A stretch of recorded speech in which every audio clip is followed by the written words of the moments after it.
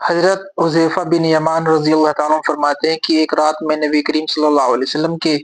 پاس سے گزرا۔ آپ صلی اللہ علیہ وسلم مدینہ منورہ میں مسجد میں نماز پڑھ رہے تھے۔ میں بھی آپ صلی اللہ علیہ وسلم کے پیچھے نماز پڑھنے کھڑا ہو گیا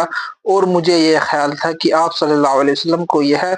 معلوم نہیں کہ میں آپ کے پیچھے نماز پڑھ رہا ہوں۔ آپ صلی اللہ علیہ وسلم نے سورہ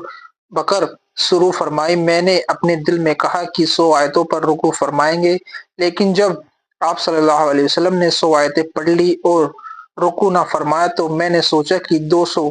آیتوں پر رکوع فرمائیں گے، مگر 200 آیتیں پر بھی رکوع نہ فرمایا تو مجھے خیال ہوا کہ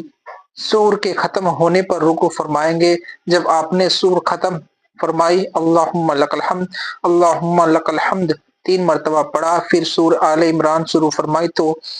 میرے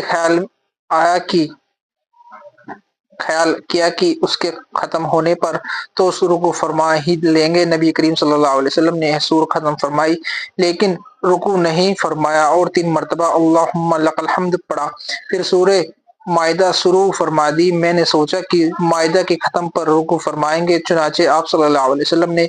سورہ مائدہ کے ختم ہونے پر رکوع فرمایا تو میں نے آپ صلی اللہ علیہ وسلم کو رکوع میں سبحان ربی العظیم پڑھتے ہوئے سنا اور آپ اپنے ہونٹوں کو ہلا رہے تھے، جس کی وجہ سے میں سمجھا کہ آپ صلی اللہ علیہ وسلم اس کے ساتھ کچھ اور بھی پڑھ رہے ہیں۔ پھر آپ صلی اللہ علیہ وسلم نے سجدہ فرمایا اور میں نے آپ صلی اللہ علیہ وسلم کو سجدے میں سبحان ربی الاعلیٰ پڑھتے ہوئے اور آپ اپنے ہونٹوں کو ہلا رہے تھے، جس کی وجہ سے میں سمجھا کہ آپ صلی اللہ علیہ وسلم اس کے ساتھ کچھ اور بھی پڑھ رہے ہیں،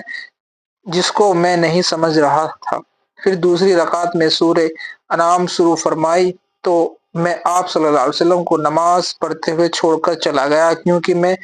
مزید رسول اللہ صلی اللہ علیہ وسلم کے ساتھ نماز پڑھنے کی ہمت نہ کر سکا۔